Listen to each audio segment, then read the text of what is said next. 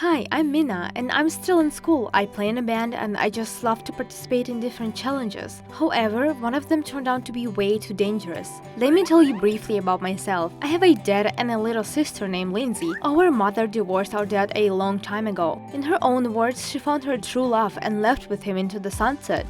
I don't know where she lives now and what she does because we haven't talked ever since then. Over time, the three of us adapted to living together. I mean, it was difficult, but we were able to make it work. Due to the fact that our father works all the time, Lindsay and I got used to doing all the household chores. We cleaned together, cooked after school, and then came up with entertainment such as challenges. Well, as I said, I just love to participate in these competitions. I love to follow the trends because they're so much fun. Every week, either one of us came up with a new challenge and the other had to repeat it.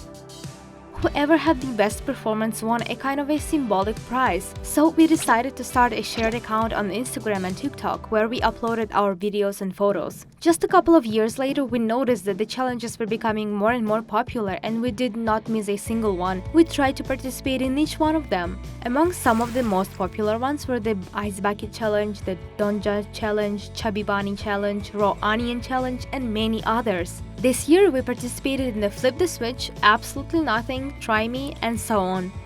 One time, we were even invited to hang out with other bloggers of our age because we were so active on social media all the time. This invitation was like an invitation to Cinderella's ball. We, of course, went there with the permission of our father, and there we met a whole 20 more cool people. It was a great evening, and we managed to shoot a lot of content together.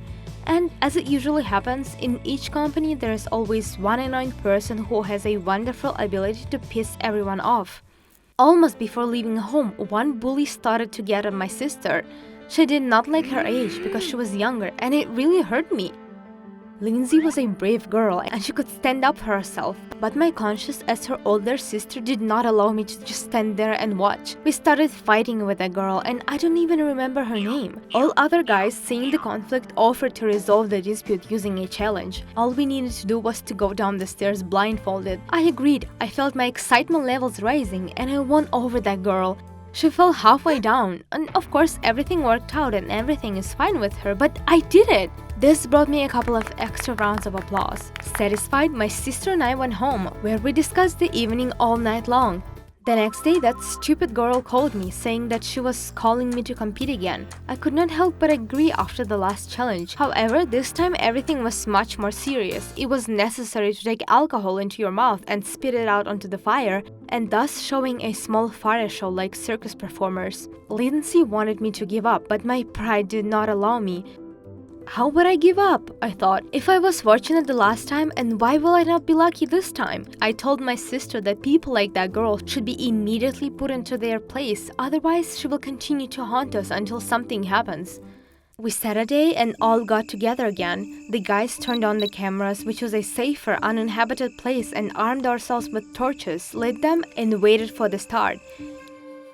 You know, it was very beautiful at first. It was almost night, it was dark around us and only the light from the camera flashed on us. We stood in the center of the crowd and everyone looked at us and it was a real spectacle. This sight was so unexpected that everyone went nuts. When we filled our mouths when we got alcohol, the girl spat on the fire and right at that moment I turned my back to her to wave at Lindsay and I did not notice how the splashes of alcohol flew in my head. When it was my turn, I spat the alcohol onto the torch and I did not notice how the tip of my long hair touched the fire and my hair caught on fire. It burned like an actual freaking fire. I did not even immediately understand what was happening until I smelled it burning so close to my face.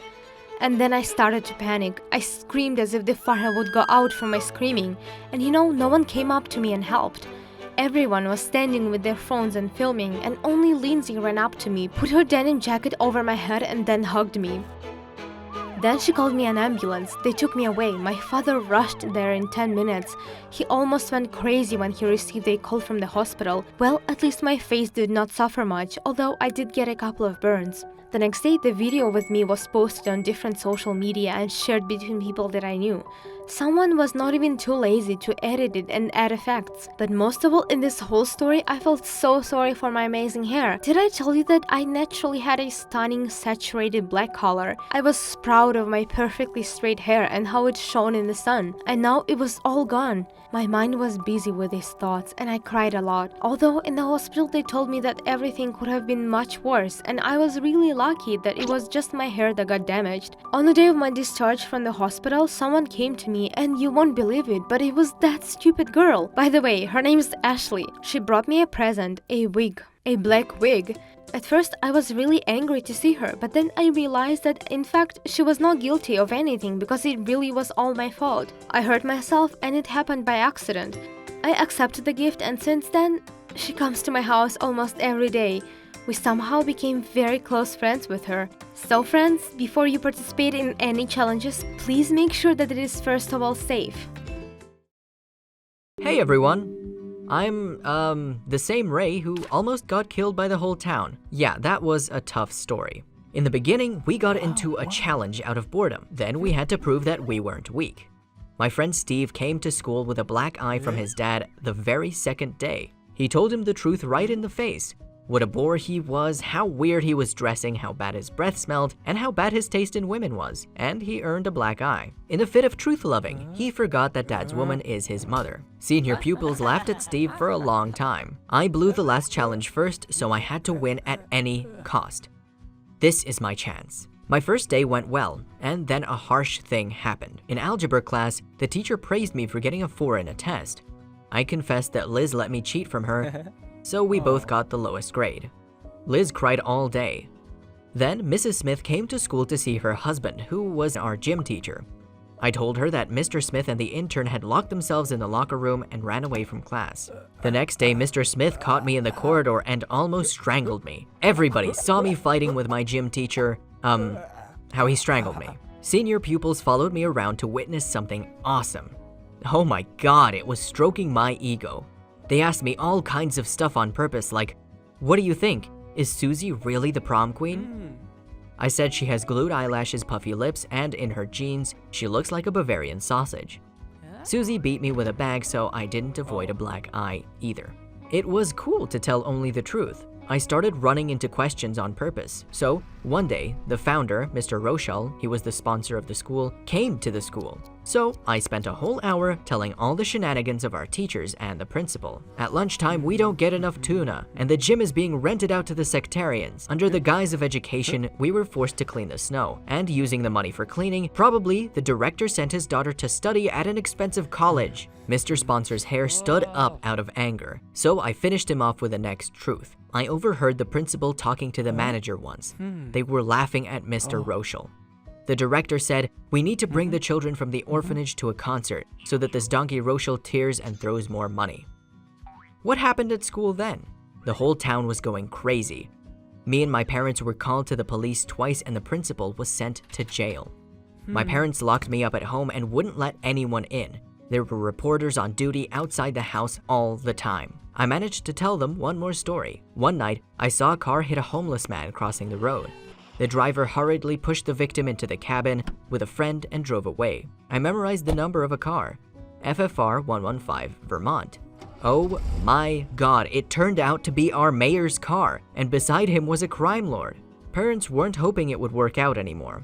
They asked me the reason of my love of truth. When they found out, they brought in the senior pupils, who were really excited and openly admired me. But under pressure from my parents, they tried to convince me to stop the challenge. It was the 7th day already. I sat in the corner and thought long and hard. Is it forbidden to tell the truth in this world? It is fraught with terrible consequences. What about the words, you shouldn't lie or deceive? Then what? It turns out that our world hinges on lies? No, of course. I wasn't thinking so deep at the time. I was only 12 years old. But I was thinking more or less in that way. Recalling how many lives I'd ruined with my truth, I decided to give up. Besides, my mother cried all the time. She was afraid of me because most of the city turned against me. The mayor was put in jail. Crime lord went on the run. When the challenge was over, the city celebrated it quietly, everyone at their home. However, my life has changed after all. When somewhere some dispute arose, they called me. And I told the truth. only the truth, and I resolved the dispute. Those of you who liked my story, click the like button, write a comment, and subscribe. And the last thing, be careful with the truth.